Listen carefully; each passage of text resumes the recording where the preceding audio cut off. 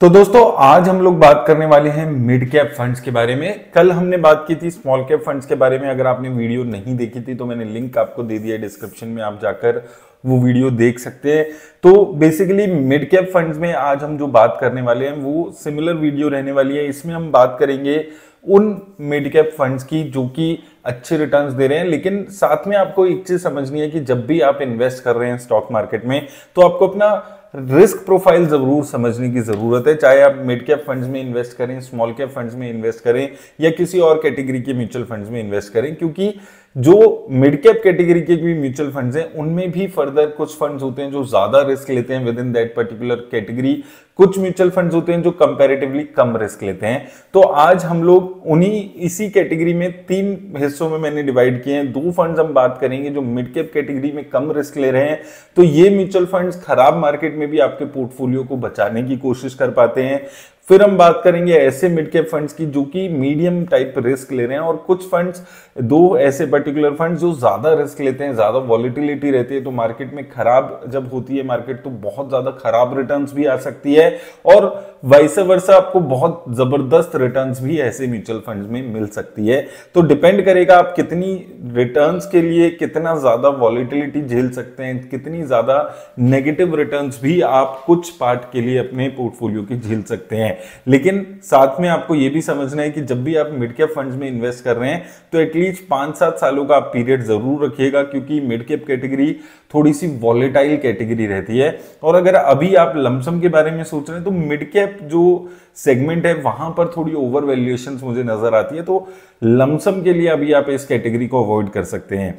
अब पहले बात करते हैं मिड कैप कैटेगरी के वो दो फंड्स जहां पर कंपैरेटिवली रिस्क कम रहता है, वॉलेटिलिटी भी कम देखने को मिलती है, और ये म्यूचुअल फंड्स आपको खराब मार्केट में कंपैरेटिवली एक अच्छा सपोर्ट दे पाते हैं। सबसे पहले इसमें नाम आता है SBI magnum mid cap fund का। अगर हम इस फंड की बात करें तो यहां पर अगर आप देखेंगे, अगर हम टोटल इसका एसेट अंडर मैनेजमेंट देखिए 19,000 करोड़ के आसपास का है।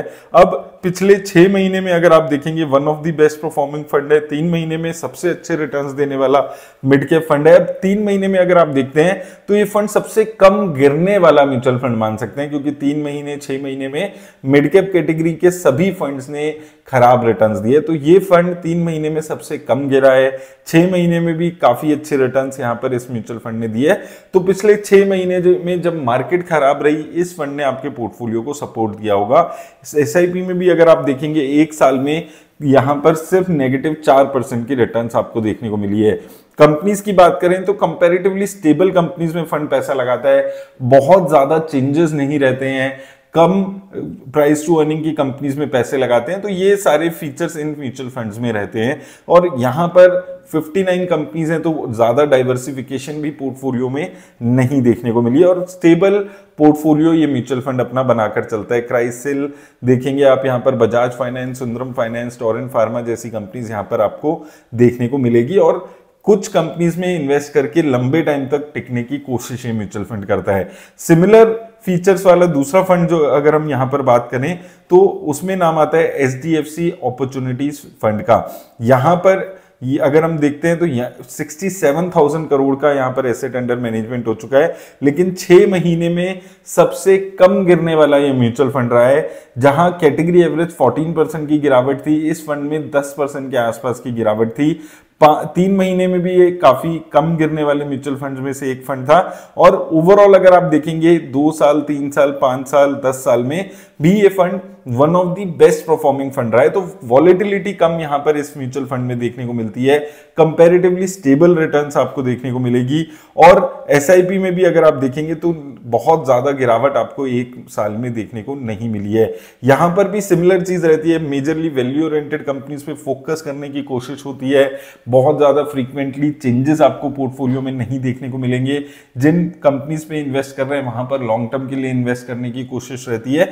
तो ये दो फंड्स हैं जहां पर आप एक स्टेबल रिटर्न्स की यहां पर बिना ज्यादा वॉलेटिलिटी के लिए उम्मीद कर सकते हैं। अब दो फंड्स जो मुझे लगता है कि ये फंड्स मिड कैप कैटेगरी में मीडियम रिस्क ले रहे हैं और ये फंड्स एक अच्छी रिटर्न्स भी आपको जनरेट कर पा रहे हैं। सबसे पहले इस कैटेगरी में जो फंड आता है वो है कोटक इमर्जिंग इक्विटी फंड। ये पर्टिकुलरली मेरा काफी फेवरेट फंड हमेशा से रहा है। 43,000 करोड़ की मार्केट कैप है इस फंड की। ओवरऑल अगर आप देखें इस फंड की परफॉर्मेंस तो एक महीने में अच्छी परफॉर्मेंस है, 6 महीने में भी अगर आप देखेंगे तो लगभग कैटेगरी एवरेज जैसी रिटर्न्स आपको देखने को मिलेगी।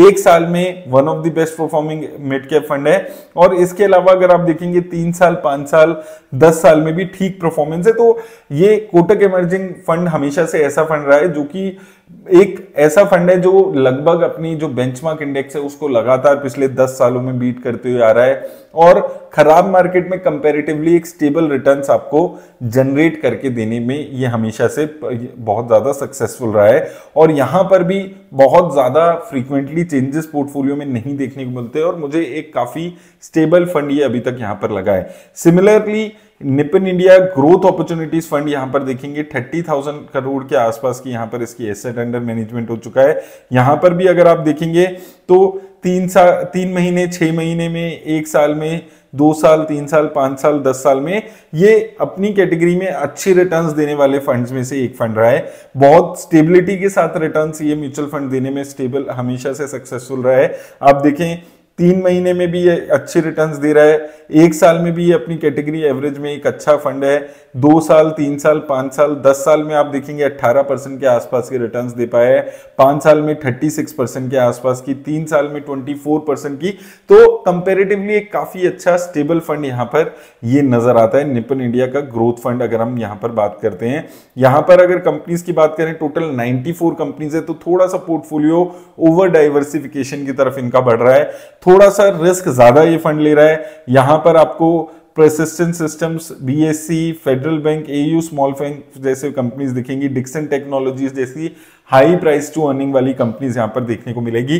तो एचडीएफसी और एसबीआई से कंपैरिजन में निपन इंडिया और कोटक इमर्जिंग फंड जो है वो थोड़ा सा ज्यादा रिस्क लेकर आपका चलते हैं और उस हिसाब से रिटर्न्स आप यहां पर वॉलेटिलिटी भी एक्सपेक्ट कर सकते हैं। अब बात करने वाले हैं दो फंड जो कि बहुत ही हाई रिस्क ले रहे हैं, अगर आप तो ही आपको ऐसे फंड्स का चुनाव करना है। यहां पर अगर अच्छी रिटर्न्स आएगी तो बहुत ज्यादा अच्छी रिटर्न्स भी आ सकती है और खराब रिटर्न्स होगी तो हो सकता है ये फंड सबसे खराब परफॉर्म करने वाले फंड्स में से एक हो जाए। इसमें से सबसे पहले क्वांट मिड कैप फंड का नाम आता है। अब ये सुपर वॉलेटाइल फंड्स में से एक फंड है। यहां पर अगर आप देखें 3 महीने की परफॉर्मेंस देखें तो काफी अच्छे रिटर्न्स है। 1 साल में वर्स्ट परफॉर्मिंग फंड है, नेगेटिव 2.5% के आसपास के रिटर्न इसने दिए है। 2 साल, 3 साल में भी परफॉर्मेंस खराब है, लेकिन 5 साल की अगर हम बात करते हैं तो बेस्ट फंड है ये। 39% की रिटर्न्स इसने 5 साल में जनरेट की है, 10 साल में 17% की। लेकिन 1 साल में एसआईपी रिटर्न्स देखें तो नेगेटिव 16% की रिटर्न्स है सीधा। तो ये एक जबरदस्त वॉलेटिलिटी के लिए आपको तैयार रखने के वाला फंड है। अच्छी रिटर्न्स आएगी तो आप देखें 5 साल में 39% की भी रिटर्न्स दे दी है। खराब रिटर्न्स आ रही है तो 1 साल में एसआईपी में 16% की नेगेटिव रिटर्न्स ये फंड दे रहा है। फ्रीक्वेंटली चेंजेस पोर्टफोलियो में यहां पर आपको देखने को मिलते हैं, बहुत ज्यादा चेंजेस रहते हैं। कभी आपको कोई कंपनी इसके पोर्टफोलियो में दिख जाएगी, कभी कोई, तो बहुत ज्यादा फ्रीक्वेंटली चेंजेस ये म्यूचुअल फंड करता है, तो वॉलेटिलिटी भी बहुत ज्यादा हाई रहती है। तो यहां पर अगर आप इन्वेस्ट कर रहे हैं तो ये समझकर चलिएगा कि खराब रिटर्न्स आएगी तो 1 साल में नेगेटिव 16% भी रिटर्न्स जा सकती हैं और अच्छी रिटर्न्स आएगी तो 1 साल में ये फंड 40-50% भी रिटर्न्स पास्ट में जनरेट कर पाया है। अब लेकिन जो ये फंड है यहां पर जब ये 50-40% की रिटर्न जनरेट कर रहा था तो asset under management 100 crore 1000 crore तक का था। आज इसका एसेट अंडर मैनेजमेंट 7000 करोड़ का हो चुका है। तो क्या उसको रेप्लिकेट कर पाएगा उसी रिटर्न्स को, ये थोड़ा सा अभी डिफिकल्ट होते हुए नजर आ रहा है। दूसरा फंड जो इस कैटेगरी में मिड कैप कैटेगरी में बहुत ज्यादा रिस्क लेता है, काफी रिस्की कंपनीज में इन्वेस्ट करता है, वो है Motilal Oswal mid cap fund. तो यहां पर 23,000 करोड़ के आसपास की इसका टोटल एसेट अंडर मैनेजमेंट हो चुका है। 3 महीने में वर्स्ट परफॉर्मिंग फंड है, लेकिन 1 साल में सबसे अच्छे रिटर्न्स देने वाले कुछ फंड्स में से हैं। 2 साल, 3 साल में 5 साल में 10 साल में सबसे अच्छे रिटर्न्स देने वाले फंड्स की कैटेगरी में ये म्यूचुअल फंड आ रहा है। तो जब खराब रिटर्न्स, अगेन वही चीज आ जाती है, जब खराब रिटर्न्स आएगी तो 3 महीने में आप देखेंगे 16-17% की गिरावट आ गई है, लेकिन अच्छे रिटर्न्स 5 साल में 39% तक की रिटर्न्स यहां पर पहुंचा देती है। 3 साल में 2 साल में सबसे अच्छे रिटर्न्स देने वाला फंड ये रहा है। अगला की एसआईपी में बात करें तो यहां पर भी बहुत ज्यादा गिरावट नहीं है, लेकिन अगर आप इसकी कंपनीज की तरफ चलेंगे तो कल्याण ज्वेलर्स, डिक्सन टेक्नोलॉजीज, इसके अलावा आपको पेटीएम जैसी कंपनी यहां पर देखने को मिल जाएगी, भारतीय हेक्साकॉम जैसी कंपनी, पॉलीकैब, ट्रेंट। तो यहां पर मेजरली कंपनीज हैं, वैसी कंपनीज हैं जिनकी price to earning higher side पे, बहुत ज्यादा रिस्क ले रहे हैं ये अपने म्यूचुअल फंड्स में। और कंपनीज भी टोटल पोर्टफोलियो में सिर्फ 30 है, यानी कि बहुत ज्यादा डाइवर्सिफिकेशन नहीं है पोर्टफोलियो में, कंसंट्रेटेड पोर्टफोलियो मेंटेन करके चल रहा है। तो कुछ चुनिंदा कंपनीज पे भरोसा कर रहा है और उन कंपनीज में भी हाई प्राइस टू अर्निंग वाली कंपनीज पे भरोसा करके चल रहा है। तो यहां पर इसलिए इस कंपनी जो ये फंड है यहां पर भी रिस्क हो जाता है। अगर बेट अच्छी चली गई तो जबरदस्त रिटर्न्स, खराब चली गई तो बहुत ही खराब रिटर्न्स। कोई बीच का यहां पर रास्ता ऐसे फंड्स में नजर नहीं आता है। तो देखिए, किसी भी फंड को चूज करते हुए आपको जरूर समझना है कि रिस्क प्रोफाइल आपका क्या है। और पिछले 1 साल ने जो एक सबसे बड़ी लर्निंग दी है इन्वेस्टर्स को वो यही है कि आप जब भी अपना फंड चूज कर रहे हैं आपको ये जरूर देखना है कि उसका रिस्क कितना है, वहां पर वॉलेटिलिटी कितनी है, वो फंड कितना ज्यादा रिस्की कंपनीज में इन्वेस्ट कर रहा है। क्योंकि जब गिरावट आती है तो आपका रिस्क प्रोफाइल असली उसमें आपको समझ आता है। अगर आपने ज्यादा रिस्क लेने वाले इन्वेस्टर नहीं थे तो आप उन इन्वेस्टर्स में से बन गए होंगे जो अभी म्यूचुअल फंड्स को रिडीम कर रहे हैं, क्योंकि आपने उम्मीद नहीं की थी कि म्यूचुअल फंड में नेगेटिव रिटर्न्स भी आ सकती है।